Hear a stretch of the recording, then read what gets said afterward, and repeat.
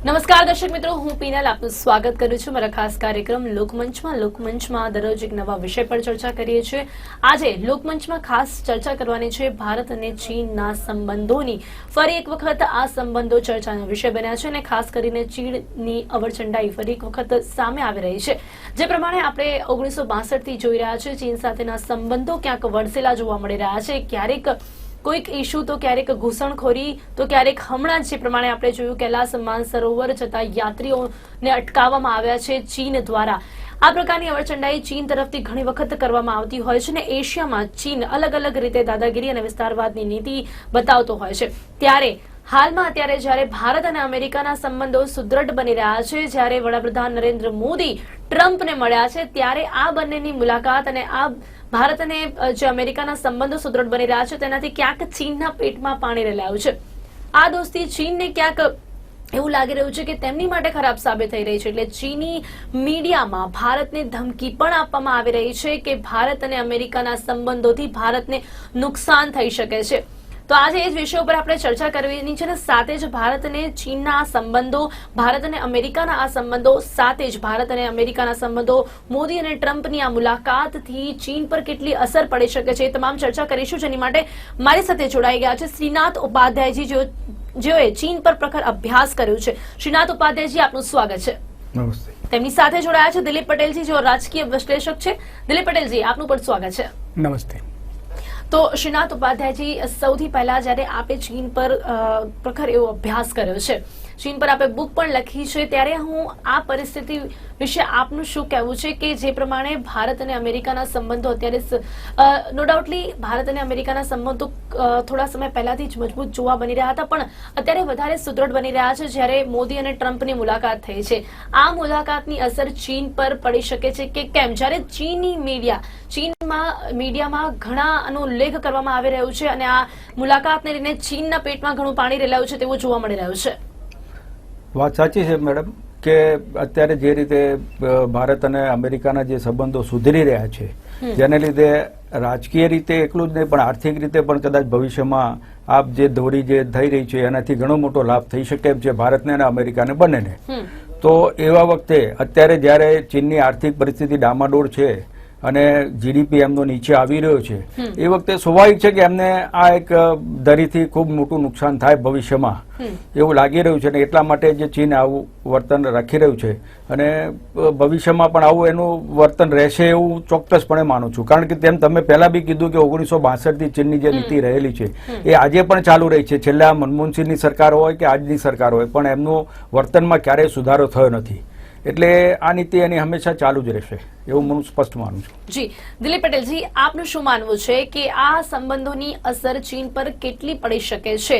શું ખરેખર અમેરિકા અને ભારત જે નજીક આવી રહ્યા છે, આ બંને દેશોના સંબંધ જે સુધરી રહ્યા છે તેની અસર ચીન પર પડી શકે છે કે કેમ?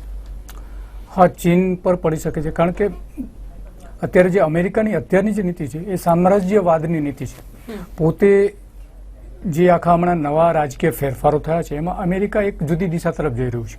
પેલા એક લોકશાહી ઢબે ચાલતું, એક સંપૂર્ણપણે લોકશાહી ઢબે ચાલતું તંત્ર હતું, અત્યારે જે રીતે નિર્ણયો લેવામાં આવી રહ્યા છે એ એક જ વ્યક્તિ દ્વારા લેવામાં આવી રહ્યા છે। એટલે ભવિષ્યમાં આના ઉપર ઘણી મોટી અસર થશે, ખાસ કરીને જ્યારે ભારત અને ચીન સાથેના સંબંધોની વાત આવે છે, ભારત અને અમેરિકા સાથેના સંબંધોની વાત આવે છે, ત્યારે આની મોટી અસર થશે। કારણ કે એક તો પેલું કે અમેરિકાને આર્થિક સંબંધો વધારે મહત્વના હોય છે, એના પોલિટિકલી કરતા આર્થિક તો જ્યાં એના સંતોષ સાધતા હોય છે ત્યારે કોઈ પણ કન્ટ્રી સાથે એના સારા સંબંધો હોય છે।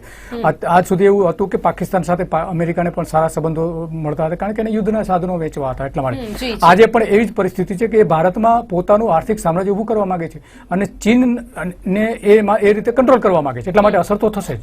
જી જી જી શ્રીનાથજી, અસર તો થશે તેવું આપણે માની રહ્યા છીએ અને ચીન પણ ક્યાંક એટલા માટે જ અત્યારે જે પ્રમાણનું વલણ બતાવી રહ્યું છે તેના પરથી ચોક્કસપણે એવું લાગી રહ્યું છે કે ક્યાંક આ સંબંધોની અસર ચીન પર જરૂરથી પડશે, પણ કઈ રીતના અસર પડી શકે છે જ્યારે આ બંને દેશો એક સાથે રહીને વધારે પોતાના સંબંધોને મજબૂત કરે ત્યારે કઈ રીતે ચીન પર અસર પડી શકે છે? શું નુકસાન થઈ શકે છે ચીનને? એક તો તમને આપણે જો ખબર હશે 1980માં ચીને જે રીતે એક સામ્યવાદી દેશે આર્થિક સુધારાની શરૂઆત કરી ત્યારે ટાઇનાનમેન સ્ક્વેરમાં 10,000 વિદ્યાર્થીઓની હત્યા કરવામાં આવી એટલે એ લોકશાહીમાં માનતો દેશ નથી. અને છેલ્લા 10 વર્ષથી 20-25 વર્ષથી આપણે જોતા હતા અને મીડિયામાંથી ને બધા જ લોકો એમ કહેતા કે ચીનની આર્થિક પરિસ્થિતિ બહુ આગળ વધી રહી છે અને ખૂબ વ્યાપ વધી રહ્યો છે. અને પણ છેલ્લા 2-3 વર્ષથી જોઈએ છે અને સમાચારો પણ મળે છે કે એની આર્થિક પરિસ્થિતિ ડામાડોળ થઈ રહી છે. એને લીધે એમને આંતરિક સમસ્યાઓનો પણ હવે સામનો કરવો પડ્યો છે, જેમ કે બેરોજગારી વધી રહી હોવાને લીધે એમની આર્થિક નીતિનો પણ અસર થઈ રહી છે લોકલમાં. અને એને લીધે પોતાની આંતરિક સમસ્યાઓનું ધ્યાન બીજે વાળવા માટે એ પાકિસ્તાન, બાંગ્લાદેશ, શ્રીલંકા, નેપાળ જેવા દેશોને સાથે રાખીને ભારત ઉપર એક દબાણ ઊભું કરવા માંગે છે, જેના લીધે ભારત અને અમેરિકાના અને બીજા દેશો સાથે એમના સંબંધો સુધરે નહીં અને જેને લીધે પોતાની આર્થિક મજબૂતી ટકી રહે. કારણ કે ભારતમાં આજે મારો એક અંદાજ છે કે જે 3-4 વર્ષ પહેલા 4.5 લાખ 5 લાખ કરોડનો જે વ્યવસાય હતો એ આજે પણ એટલો જ ધંધો છે. ચીનમાંથી એટલી આયાત થઈ રહી છે. એટલે વ્યાપારિક સંબંધો તો બંને દેશો વચ્ચે જેવા હતા તેવા જ ચાલી રહ્યા છે. આટલી બધી સમસ્યાઓ ચીન ઊભી કરી રહ્યું છતાં પણ આપણા રાજનેતાઓ એને સમજ્યા વગર શું લાગે છે આપને શ્રીનાથજી કે ક્યાં આપણી માટે જરૂરી છે એટલા માટે સરહદ પર જયારે આટલા સંબંધો વણસી રહ્યા હોય અને ત્યારબાદ ઘૂસણખોરી કરી રહ્યું હોય તો પણ છતાં પણ વ્યાપારિક સંબંધો પર કોઈ અસર આપણે આર્થિક સંબંધો સુધારતા જઈએ છીએ અથવા તો વધારતા જઈએ છીએ, જેને લીધે આપણને ખૂબ નુકસાન થઈ રહ્યું છે. ભારતના ઉદ્યોગોને પણ નુકસાન થઈ રહ્યું છે. આજના સમાચારોમાં પણ એવું છે કે કેટલીક કંપનીઓ સાથે ક્યાંક વેટમાં એટલે નવા જે જીએસટી ના દરો આવે છે એમાં પણ ફેરફારો કરીને આપણા ઉદ્યોગોને નુકસાન કરી રહ્યા છે, ખાસ કરીને સોડા એસ વગેરેમાં. એવા ન્યૂઝ આજે બી સાંભળ્યા છે, વાંચ્યા છે. તો એ બધા ભારતના ઉદ્યોગોને નુકસાન થઈ રહ્યું છે. અને ભારતમાં જે આયાત થાય છે 5 લાખ કરોડનો વેપાર જે થઈ રહ્યો છે એના માત્ર તમે સરકારની 10% આવક ગણો, ચીનની સરકારની માત્ર 10% આવક ગણો જો તમે, તો એ લગભગ 50,000 કરોડ રૂપિયા થાય. અને એ 50,000 કરોડ રૂપિયા પાકિસ્તાનને, બાંગ્લાદેશને, નેપાળને, શ્રીલંકાને આ બધા દેશોને આર્થિક સહાય કરી હતી. અર્થાત કે આપણા જ પૈસાથી, ભારતીયોના પૈસાથી કમાણી કરીને આપણા દુશ્મનો ઉભા કરી રહ્યા છે અને એને લીધે આપણને નુકસાન થઈ રહ્યું છે. જી જી જી જરૂરથી. દિલીપભાઈ, આપનું આ બાબત પર શું માનવું છે કે જે પ્રમાણે આપણે વાત કરી કે જે વ્યાપારિક સંબંધો છે ભારત અને ચીન વચ્ચેના, એ સંબંધોમાં કોઈ ફેરફારો જોવા નથી મળી રહ્યો કે અત્યારે પણ જે ઉદ્યોગોમાં ચીનમાંથી જે માલ આવી રહ્યા છે તેના પર ક્યાંય કોઈ રોક લગાવવામાં નથી આવી રહી. જ્યારે આ વખતની પણ વાત કરીએ તો લગભગ ચીન 1.5 મહિનામાં 120 વખત ઘૂસણખોરી કરી ચૂક્યું છે અને ત્યારબાદ કૈલાસ માનસરોવર પર જે પ્રકારની હરકત કરવામાં આવી છે, છતાં પણ આપણે વેપારિક સંબંધો પર કોઈ અસર કેમ નથી પડતી? જો ભારતમાં વેપાર કરવાની ચીનને સૌથી વધારે જરૂર છે. મોબાઈલ કંપનીઓ જુઓ, મોટા ભાગના મોબાઈલ પ્રોડક્શન અત્યારે ચીનની કંપનીઓ કરી છે ભારતમાં. એ તો આર્થિક બાબત થઈ, આર્થિક બાબતને કંટ્રોલ કરી શકાય છે. પણ જ્યાં સરહદની વાત આવે છે, સરહદ ઉપર જે થઈ રહ્યું છે એને આ સરકાર, નરેન્દ્ર મોદીની સરકાર કંટ્રોલ કરી શકતી નથી. જે ઇલેક્શન પહેલા નરેન્દ્ર મોદીનું વલણ હતું 2011 થી લઈને 12માં, 13માં અને છેલ્લે ચૂંટણી વખતે 14માં, તે વલણમાં આજે ઘણો બધો ફરક દેખાય, યુ ટર્ન દેખાય છે. એ સરકારની સૌથી મોટી ભૂલ છે. જ્યારે મતો મેળવવા હતા ત્યારે ચીનની સામે જાહેરમાં ઉચ્ચારો કરવામાં આવતા હતા, ત્યારની સરકાર ને સામે આરોપો મૂકવામાં આવતા હતા કે સરકાર કંઈ કરતી નથી. એનાથી પણ ખરાબ પરિસ્થિતિ આજે છે. હિન્દ મહાસાગરમાં ચીને પોતાનું લશ્કરી થાણું સ્થાપી દીધું છે. એ આગામી સમયમાં ભારત માટે સૌથી મોટું જોખમ ઊભું કરવાનું છે. સૌથી મોટી મુશ્કેલી ત્યાંથી શરૂ થવાની છે. હિમાલયના સરહદો કરતા પણ આ જે થાણું છે એ સૌથી મોટું ભારત માટે છે. કારણ કે ભારતને ત્યાં હિન્દ મહાસાગરમાં કોઈ કંટ્રોલ નતો ભારત સિવાય બીજા કોઈ કન્ટ્રીનો. હવે એ ચાઇના આવી ગયું છે. એટલા માટે જે સરહદોનો સવાલ આવે છે, સરહદો પર જે ઘૂસણખોરી કરે છે રોજની 2, એ પાકિસ્તાન પણ નથી કરતું. પાકિસ્તાન કરતા પણ ચીન વધારે ખતરનાક છે, આર્થિક રીતે તાકાતવર છે, લશ્કરી ભારત કરતા પણ લશ્કરીનું મજબૂત છે. એટલા માટે આપણા માટે સૌથી મોટું જોખમ છે. એમાં તો કોઈ બે મત નથી. પણ જ્યાં આપણા નેતાઓ હમણાં સાબિત થઈ રહ્યા છે, જોખમ જરૂરથી છે દિલીપભાઈ. પણ જયારે ભારત અને અમેરિકા બંને સાથે મળી ગયા હોય ત્યારે પણ શું આ જોખમ વધારે લાગે છે? નહીં, એ અમેરિકા જોખમ નહીં ઉઠાવે. જ્યારે ચાઇના અને ભારત સાથેના જે લશ્કરની બાબતો આવશે ત્યારે વચ્ચે ક્યારેય અમેરિકા નહીં આવે, કારણ કે એ ભારતે પોતે જ સોલ્વ કરવો પડશે પ્રશ્ન. કારણ કે અત્યારે જ ભારત અને ચીન વચ્ચેની જે સરહદો છે એ સરહદો નક્કી થયેલી નથી. એટલા માટે આ વારંવાર જે કંઈ હુમલાઓ થાય છે, વારંવાર ત્યાં વચ્ચે બંને લશ્કરો વચ્ચેની પરિસ્થિતિ ઊભી થાય છે, એ મુખ્ય કારણ જે છે કે સરહદ નક્કી થયેલી નથી. તો શું કહેવાય શ્રીનાથભાઈ, આપણે આ બાબત સાથે સહમત છો કે ક્યાંક ને ક્યાંક જ્યારે એક વખત આપણે અહીંયા જોવા જઈએ તો અમેરિકા સાથે જ્યારે આપણે સંબંધોને સુધારી રહ્યા છે તો ચીન વધારે ગુસ્સામાં આવી રહ્યું છે, કારણ કે અમેરિકા સાથે ભારતના ઉષ્માભર્યા સંબંધો વિનાશકારી પરિણામો લાવશે એવી ધમકી આપવામાં આવી છે. ચીની મીડિયામાં ત્યાં લેખમાં પણ એવું આવ્યું છે કે આવા પ્રકારની ધમકી જ્યારે ભારતને આપવામાં આવી છે ને એક તરફ જે પ્રમાણે દિલીપભાઈ પણ જણાવ્યું કે જે પણ સરહદ પર આવા પ્રકારના જે સંબંધો ચીની સાથે બગડેલા છે એમાં અમેરિકા આપણને કોઈ પણ રીતની મદદ નહીં કરી શકે, તેમાં ક્યાંક ને ક્યાંક ભારતને પોતે જ લડવાનું રહેશે. તો આ સમગ્ર સમીકરણ જોતા તો ભારત ક્યાંક આપણે જોઈ શકીએ છીએ મુશ્કેલીમાં છે. સાચી વાત છે, કારણ કે જેમ દિલીપભાઈએ કીધું એમ કે અમેરિકા ભારતને મદદ નહીં કરી શકે, એવી જ રીતે મારું એવું સ્પષ્ટ માનવું છે કે ચીન પણ જો ભારત ને પાકિસ્તાન સાથે યુદ્ધ થવાની શક્યતા ઓછી છે, પણ છતાં પણ એ આ જ રીતે આતંકવાદ દ્વારા જે પાકિસ્તાન અત્યારે જે યુદ્ધ કરી રહ્યું છે કાશ્મીરમાં અને બીજા ભારતના અન્ય ભાગોમાં, એવી જ રીતે ચાલુ રાખશે અને ચીન એમને મદદ કરી રહ્યું છે બધી જ રીતે. એટલે સીધું યુદ્ધ કરવાની શક્યતા દેખાતી નથી, પણ આ જ રીતે મદદ કરીને ભારતને આર્થિક રીતે મોટા નુકસાનમાં લઈ જવું અને ભારતના અર્થતંત્રને ડામાડોળ કરવાનો ચીનનો પ્રયત્ન છે. એટલે જેમ દિલીપભાઈ કીધું એમ કે હું તો એવું કહું છું કે પાકિસ્તાન કરતા અત્યારે ચીન ભારત માટે વધારેમાં વધારે નુકસાનકારક છે. સરહદી રીતે ચીન એ ભારતનું મોટું દુશ્મન છે ત્યારે પાકિસ્તાન કરતા. જ્યારે આપણે તો ત્યાં જોઈ રહ્યા છે હમણાં જ જે પ્રમાણે બે જવાનો પણ આપસમાં ભીડી ગયા હતા, તો ક્યાંક અહીંયા જોઈ શકીએ છીએ કે આ એક ઉદાહરણ આપે છે કે ભારત અને ચીન વચ્ચેના સંબંધો અત્યારે ખૂબ ખરાબ જોવા મળી રહ્યા છે. સાચી વાત છે કે ભૂતકાળમાં બી આવું થયેલું છે, ઘણી વખત ઘૂસણખોરી કરેલી છે, ઘણી વખત આપણી સરહદોમાં 20-20 કિલોમીટર ઘૂસી ગયા પછી ભૂતકાળની સરકારોએ એને સમાધાન કરીને આપણા જ વિસ્તારમાં એમને રહેવાની મંજૂરી આપી છે, અને એમના દબાણથી આપણે આપણા સરહદમાં પાછા જવું પડ્યું છે 20-20 કિલોમીટર. એવા પણ દાખલા આપણે સામે છે. એટલે આપણી સરકારો એટલી મજબૂત છે જ નહીં કે જે, અને આ તો 1962 થી, જેમ કે 1962માં આક્રમણ થયું તો 38,000 ચોરસ કિલોમીટર આજે બી ચીનના કબજામાં છે, જેનો આપણે આજ સુધી એનો ઉકેલ નથી લાગ્યો. સિયાચીન ચીનના કબજામાં છે.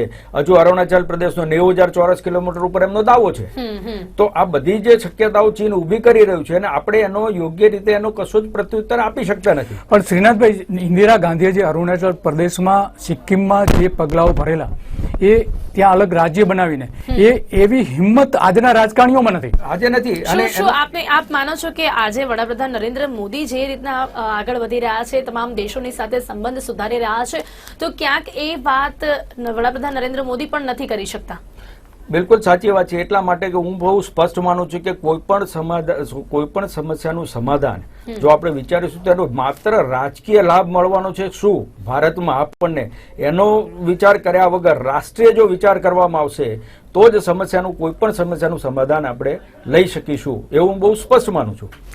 ભૂતકાળમાં 1962માં પણ આપણે રાજકીય રીતે જ વિચાર કર્યો, જ્યારે ભાઈ મહાવીર ત્યાગીએ સંસદમાં પ્રશ્ન પૂછ્યો હતો કે ભાઈ આ જે રીતે ચીને આક્રમણ કર્યું છે તો એના માટે આપણી સંરક્ષણ નીતિ શું હોઈ શકે, તો જવાહરલાલ નહેરુએ જવાબ આપ્યો હતો કે ભાઈ જે પ્રદેશમાં એક તણખલું પણ ઉગતું નથી એ પ્રદેશને આપણે શા માટે ચિંતા કરવી. એટલે આપણા દેશના નેતાઓની આપણી સરહદ માટે કે આપણી દેશની સુરક્ષા માટેની માનસિકતા આટલી નિમ્ન સ્તરની છે. દલાઈ લામાનો જે અત્યારે મુદ્દો છે એ મુદ્દો પણ ક્યાંક હજી ઉકેલાયો નથી. જે પ્રમાણે ભારત દેશ દલાઈ લામાને ધર્મગુરુ માને છે અને ચીન એના માટે પણ ક્યાંક વિરોધ કરી રહ્યો છે, હજી એ વાતનો ઉકેલ પણ કઈ નથી આવ્યો. દલાઈ લામાના સંદર્ભમાં હું એવું માનું છું કે અત્યારે આપણા માટે બહુ મહત્વનું એટલા માટે નથી કારણ કે એ ચીન અને દલાઈ લામાનો એક પ્રશ્ન છે, એટલે સીધો આપણી સાથે સંકળાયેલો નથી. પણ હું બહુ સ્પષ્ટ માનું છું કે ચીન માટે તો આપણું સરહદી આક્રમણ અને આર્થિક આક્રમણ જે થઈ રહ્યું છે અને જે સીધું ભારતને નુકસાન થઈ રહ્યું છે, ભારતની 120 કરોડની જનતાને જે નુકસાન થઈ રહ્યું છે એના સંદર્ભમાં એને જોઉં છું. દલાઈ લામાનો પ્રશ્ન એના બીજી રીતે પણ એનો વિચાર કરી શકાય કે આમાં ભારત શું એમાં મદદ કરી શકે એમ છે. દિલીપભાઈ, આ જે અત્યારે આપણે જોઈ રહ્યા છે કે જે પ્રમાણે કૈલાસ માનસરોવરની યાત્રા પર જઈ રહેલા ભારતીયો હતા જેમને ઇન્ડો ચાઇના બોર્ડર પરથી ચીન સરકારે પરત કરી દીધા હતા, આ વાતને પણ આપ કઈ રીતના જુઓ છો કે ક્યાંક આપણી જ ધાર્મિક આસ્થાને પણ ઠેસ પહોંચાડવામાં આવી રહ્યો છે? કૈલાસ માનસરોવરની યાત્રા પર જઈ રહેલા યાત્રીઓને અટકાવવામાં આવ્યા છે ચીન દ્વારા. અહીંયા ચીન શું સૂચવે છે? કૈલાસ માનસરોવર છે, ખાસ કરીને કૈલાસ પર્વત, કે જે એક સમયે એ ભારતનો, હિન્દુસ્તાનનો ભાગ ગણાતો હતો, હિન્દુસ્તાનમાં જ ગણવામાં આવતું હતું, કારણ કે હિન્દુ તીર્થ છે. ત્યાં દરેક ભારતીયોની એની સાથે લાગણી જોડાયેલી છે. એ સ્થળે જઈ શકે ન જઈ શકે અલગ વાત છે, પણ એની લાગણી દરેક ભારતીય, દરેક હિન્દુ સાથે જોડાયેલી છે. એટલા માટે એ ભારત માટે મહત્વનું સ્થળ હતું, પણ હવે એ ભારત પાસે નથી, ચીન પાસે છે. એ જ્યારથી ચીન પાસે આવ્યું છે ત્યારથી ભારતીયો તીર્થ સ્થાન તરીકે ધીમે ધીમે બોલવા લાગ્યા છે. આજે પણ માત્ર થોડા હજાર લોકો ત્યાં જઈ શકે છે, અને એની પાછળની ચીન સરકારે એટલી બધી ઊંચી ફી રાખી છે કે જે કોઈ પણ સામાન્ય લોકોને તો પોસાય એમ જ નથી. હવે નેપાળ થઈને જ જવું પડશે, ચીનના રસ્તે જઈ શકાતું ત્યાં જઈ શકાતું નથી. એટલે ચીનની અવરચંડાઈ ત્યાં પણ દેખાય છે, જે સીધી ભારતીય લોકોના હૃદય ઉપર સીધી એની ઘા કરે છે. એ જે કંઈ કરી રહ્યું છે એનાથી ઘા કરે છે, રોકે છે. ચીન બતાવે છે કે અમે આ કરી શકીએ છીએ, જો તમે અમેરિકા સાથે સારા સંબંધો રાખશો તો અમે આ કરીશું. એટલે અહીંયા આ માની શકીએ ને કે ક્યાંક જે ભારત અને અમેરિકાના સંબંધો સુધર્યા અને જે પ્રમાણે નરેન્દ્ર મોદી અને ટ્રમ્પ એકબીજાને ભેટ્યા છે, જે પ્રમાણે મુલાકાત થઈ છે, કરારો થયા છે, તેની જ અસર, એટલે એના માટે જ ક્યાંક સાઇન ત્યાં આપવામાં આવી છે. જે પ્રમાણે કૈલાસ માનસરોવર પર ગયેલા ભારતીય યાત્રીઓ જો હતા તેમને જે રોકવામાં આવ્યા છે, એ ત્યાં જ એ જવાબ આપવામાં આવે છે. હા, જો અત્યાર સુધીનો ચીનનો ઇતિહાસ જો હમણાંનો, કે જ્યારે એને કોઈ બાબત પસંદ નથી હોતી, ભારત જે કરી રહ્યું છે એ એને પસંદ નથી હોતી, ત્યારે સરહદ ઉપર કોઈક ને કોઈક છમકલું કરે છે. દાખલા તરીકે હમણાં જે અમેરિકાની મુલાકાતે આપણા વડાપ્રધાન ગયા, ત્યારે સરહદ ઉપરની સિક્કિમ ઉપરના જે સરહદી વિસ્તાર છે ત્યાં ઘૂસણખોરી કરવાનો પ્રયત્ન કર્યો, એ બતાવવા માટે કે ભાઈ તમે જે કરી રહ્યા છો એ અમને પસંદ નથી. એટલે નાની ઘટના હતી, નાની ઘટના પણ એ આ રીતે મહત્વની છે. કોઈ પણ યુનોમાં નિર્ણયો જુઓ, ભારતનો વિજય થાય એ ચીન ક્યારેય ઈચ્છતું નથી, ભારત મજબૂત થાય એ ક્યારેય ચીન ઈચ્છતું નથી. કારણ કે જો ભારત મજબૂત થાય તો ચીનને પડકારરૂપ થઈ શકે, તો જ આપણે પાકિસ્તાન સાથેના એના જે આર્થિક સંબંધો છે એ એમને જળવાઈ રહી શકે. આપણો પ્રદેશ જે ચીને પચાવી પાડેલો છે સરહદ ઉપરનો ચારે બાજુથી, એ આપણે મેળવી શકીએ એમ નથી અત્યારે. એ ખરેખર વડાપ્રધાન નરેન્દ્ર મોદી જે એક હિંમતવાન માનવામાં આવે છે, એમણે હિંમત કરીને ત્યાં આક્રમણ કરવું જોઈએ પ્રદેશો મેળવવા માટે. તો સુમલાનો છો શ્રીનાથભાઈ, આપને પણ ક્યાંક એવું લાગે છે કે જ્યારે એક પ્રદેશનો મુદ્દો હજી ઉકેલાયો નથી ને ત્યારે 1.5 મહિનામાં ચીન તરફથી 120 વાર ઘૂસણખોરી હજી પણ કરવામાં આવી રહી છે, તો ચીન તો ક્યાંય ડરતું હોય એવું તો સાફપણે જોવા નથી મળી રહ્યું. તો આપ પણ ક્યાં આ વાત સાથે સહમત છો કે વડાપ્રધાન નરેન્દ્ર મોદીને પણ હવે કંઈક કડક પગલાં લેવા જોઈએ? 100% આમાં કોઈ બેમત નથી, કારણ કે ભૂતકાળમાં જ્યારે લેવા તો જોઈએ, પણ આપણે ક્યાંક એની માટે માની શકો છો આપ કે અત્યારે આપણે એટલા સક્ષમ છીએ?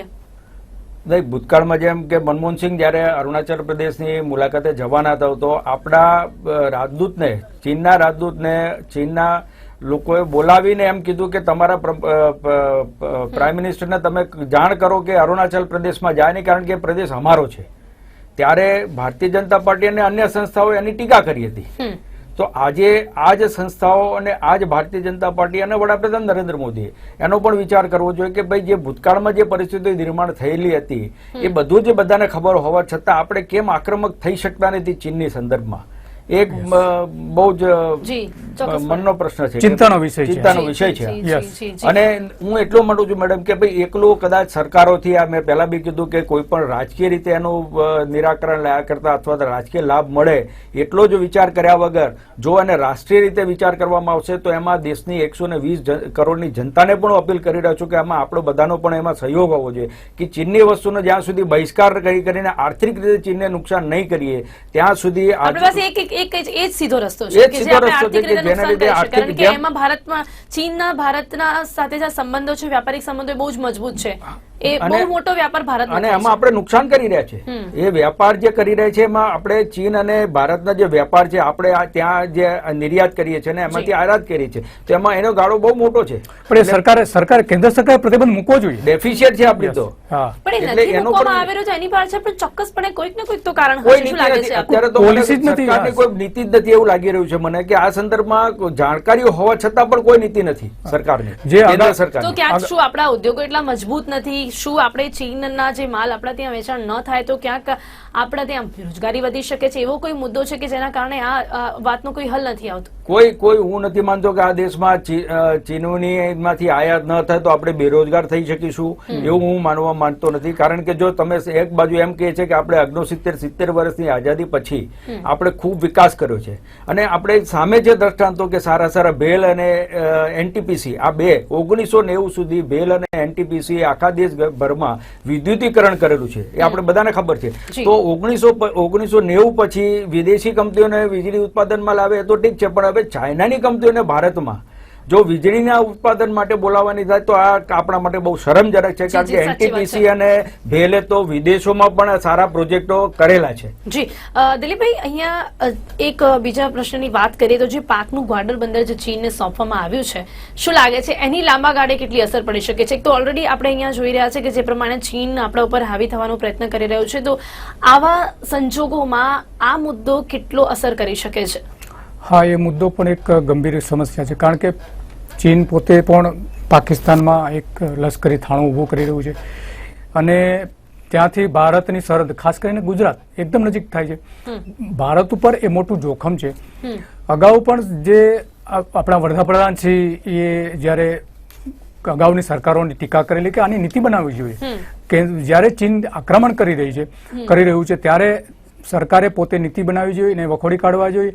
એના જે લશ્કર અંદર આવે છે એને હાંકી કાઢવા જોઈએ. એવી એને ઘણી બધી વાત કરી છે અને આ બુકમાં પણ ઉલ્લેખ કરેલો છે આના લેખકે કે અગાઉ જો મોદીએ શું કહ્યું હતું અને આજે એનું સ્ટેન્ડ શું છે.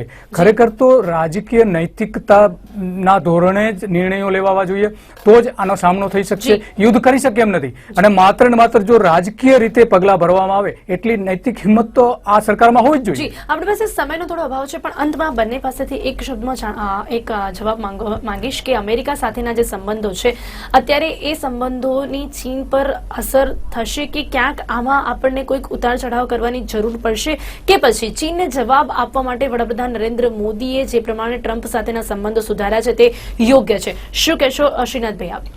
જેમ અગાઉ દિલીપભાઈએ કીધું છે એમ કે અમેરિકાની આર્થિક સામ્રાજ્યવાદી નીતિ વર્ષોથી રહેલી છે. WTO ની બી શરૂઆત એ રીતે થયેલી હતી અને એમાંથી જ આ બધું જ વૈશ્વિકરણની જે શરૂઆતો થઈ હતી ભારતમાં પણ. એટલે અને એ પછી વર્ષો સુધી આપણા દેશના લોકોને એવું કહેવામાં આવ્યું હતું કે ભાઈ આપણે WTO ના મેમ્બર થયા પછી ભારતનો આર્થિક વિકાસ ખૂબ થશે, ભારત આર્થિક મહાસત્તા થશે, પણ એવું આજે કશું જ દેખાતું નથી. એટલે યોગ્ય છે કે એટલે આજે પણ અમેરિકા સાથેના સંબંધો કેટલા સુધરશે ને એમાં અમેરિકા આપણને કેટલું મદદ કરશે પછીની વાત છે. અમેરિકાને જે આર્થિક ફાયદો થતો હશે ત્યાં જે મદદ કરશે એ સિવાય ક્યાંય મદદ નહીં કરે. તો ભારતે પોતાની નીતિઓ પોતે જ નક્કી કરવી પડશે અને વિકાસ પોતે જ કરવો પડશે. જી ચોક્કસથી શ્રીનાથભાઈ એન્ડ દિલીપભાઈ આપ અમારી સાથે જોડાયા. સમય અહીંયા સમાપ્ત થઈ ગયો છે. આપ અમારી સાથે જોડાવા બદલ આપનો ખૂબ ખૂબ ધન્યવાદ.